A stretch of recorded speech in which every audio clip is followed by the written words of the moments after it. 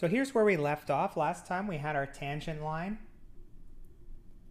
And the tangent line was just tangent, just touching our function f of x, our curving function. This is our curve. And now how can we figure out what the slope of this tangent line is? Right, that's what we want. We want to find the slope of the tangent line. That's what we want to do. Now I'm going to introduce the idea of a secant. So a secant is going to touch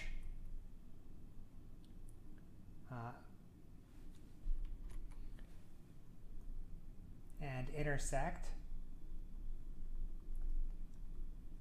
the curve, our function, at least twice. In our example, just twice, but a secant touches or intersects the curve at least twice. And I'm going to start from our tangent point here, and I'll just draw it out to there, like so. Now, the reason why I did this is we now have a point on the curve A, and we already have t, so since we now, with the secant, we now have two coordinates, and we can find the slope of the secant line. And we'll call it AT.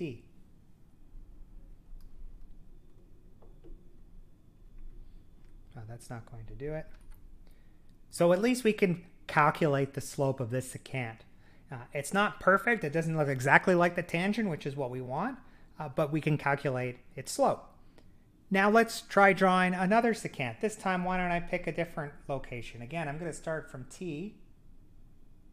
What if I draw a secant through point B? Now we've got point B and we've got point T. And so also we can calculate the slope of this secant BT. And that's BT. And there's AT. And notice that I could keep doing this, right? There's no reason for me to stop with two secants. I could draw another secant like this. Call it C, and now we've got CT. And as I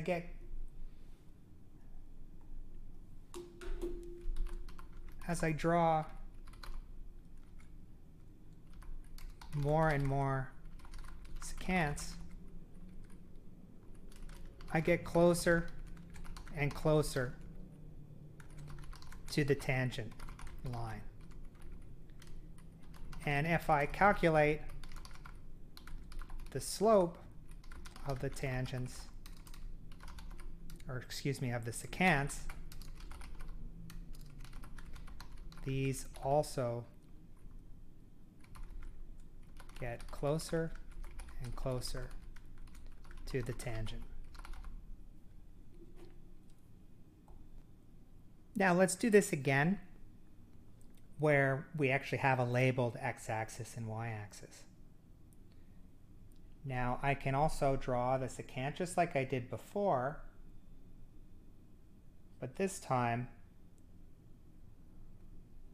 I'm going you to pay attention to what's happening with the x-axis. So our point of tangency occurs when x is equal to 4.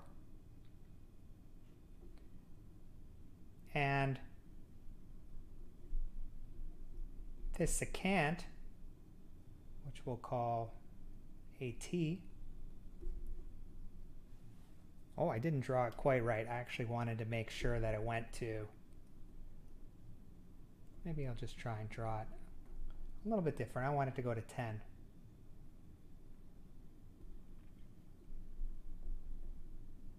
There. And we can see that if the distance, the x-axis distance from T to A is 10 minus 4, which equals 6. Now, if I draw another secant,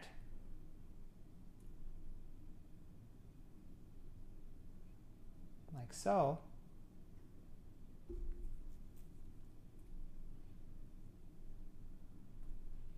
call it B, and then we walk down to the x-axis, we'll call that 7, we can see something else. We can see that as the secants get closer and closer to the tangent, the x-axis distance becomes smaller and smaller.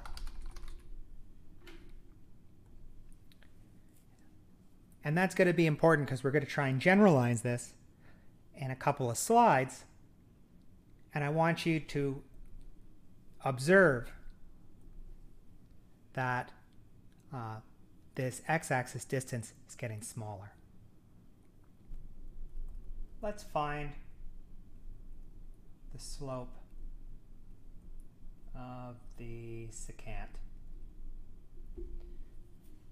So we know that if x is 4, f of 4 is going to be equal to, and I'm using this function over here, negative 1/2 times 4 squared plus 8 times 4. That gives me 24. And if I want to know what the y value is when x is equal to 10, I can write it like 4 plus, let's say I write it like 4 plus 6 because the distance here is 6. So I'll write it like that.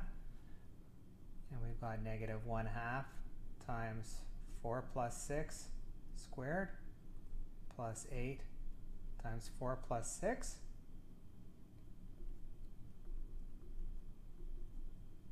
F of 10, that's going to give us, well, I've got 100 there, negative half of 100 is negative 50 plus 80. And we've got f of 10 is equal to 30. And if I want to find the slope, I could write it very formally, like f of, maybe I'll write it a little bit strange, but you'll see why a little bit later.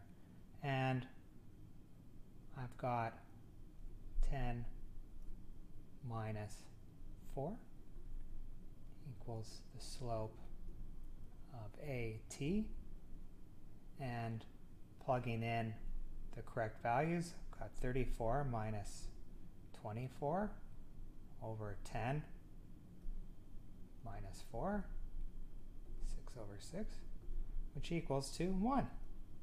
So